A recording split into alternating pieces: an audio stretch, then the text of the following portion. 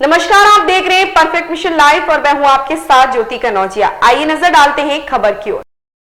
खबर गाजीपुर से है, जहां प्रख्यात समाज सेवी योगेंद्र यादव पहुंचे। इस दौरान उन्होंने मीडिया से बातचीत करते हुए कहा कि संसद का उद्घाटन जिस तरीके से हुआ वो गणतंत्र का नहीं, राजतंत्र का प्रतीक था। योगेंद्र यादव ने कहा कि यह जनाभिषेक नहीं, राज्याभिषेक था। उन्होंने कहा कि जिस तरह से दिल्ली में पहलवानों को सड़कों पर घसीटा गया वो अधिनायकवाद का प्रतीक है। उन्होंने कहा कि कल की घटनाएं सत्ता के निरंकुश अहंकार का प्रतीक है। योगेंद्र यादव ने कहा कि संसद के उद्घाटन पर एक भारतीय होने के नाते मेरा सिर नीचा हुआ है। मीडिया के सवाल का जवाब देते हुए कहा कि मैं भारत जोड़ो यात्रा में खुशी से शामिल होने गया था। योगेंद्र यादव ने कहा कि हम लोकतंत्र पर हमले के खिलाफ संघर्ष करने वाले किसी भी दल को समर्थन देंगे।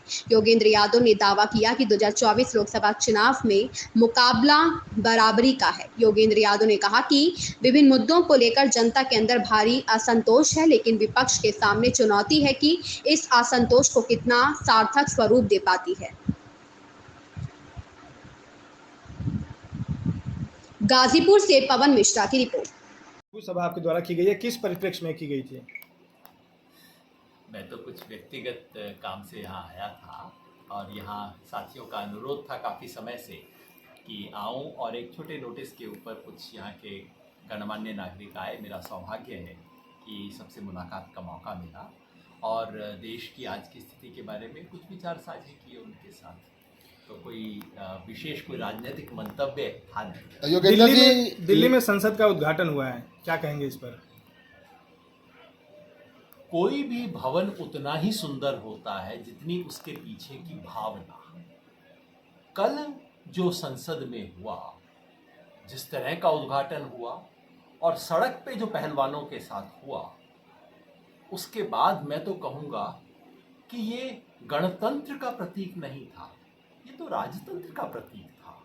किसी को दंड दिया जा रहा है, इन चीज़ों को स्थापित किया जा रहा है, ये तो लोकतंत्र नहीं, क्या राज्याभिषेक हो रहा था? ये तो जनाभिषेक तो नहीं था। क्या हमारा संविधान, हमारा कानून इजाज़त देता है कि धर्म विशेष के लोगों को वहाँ पे स्थापित किया जाए? होता होगा ये पुराने ज़माने में, लेकिन क्या ये भारत के पंथ निरपेक्ष गणराज्य का प्रतीक था? कल जो सड़क पे हुआ, पहलवानों के साथ जो हुआ, देश के जो हमारे गौरव हैं उनको जिस तरह से घसीटा गया, ये तो सत्ता के निरंकुश अहंकार का प्रतीक था। ये लोकतंत्र का नहीं, ये तो अधिनायकवाद का प्रतीक था, लोक का नहीं।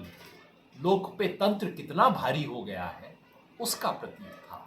तो एक भारतीय के रूप में कल संसद की नई भवन के उद्घाटन ने मेरा सर ऊंचा नहीं किया, मेरा सर नीचा किया। योगेंद्र जी, आपका स्वराज इंडिया इस समय कहाँ है?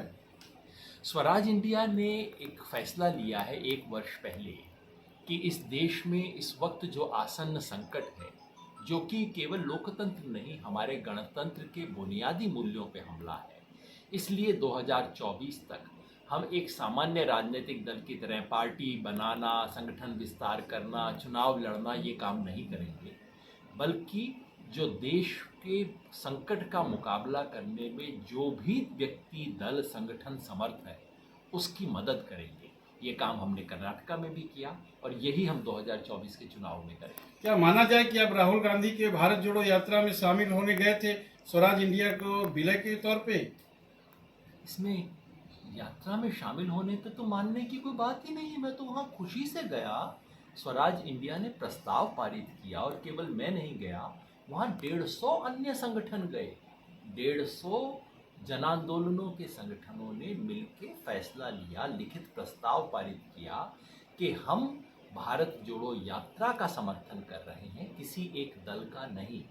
और इसके बाद भी आने वाले महीनों में भी जो भी दल, संगठन समर्थ है आज लोकतंत्र पे हो रहे इस हमले का मुकाबला करने के लिए, उसका हम निसंकोच समर्थन करें।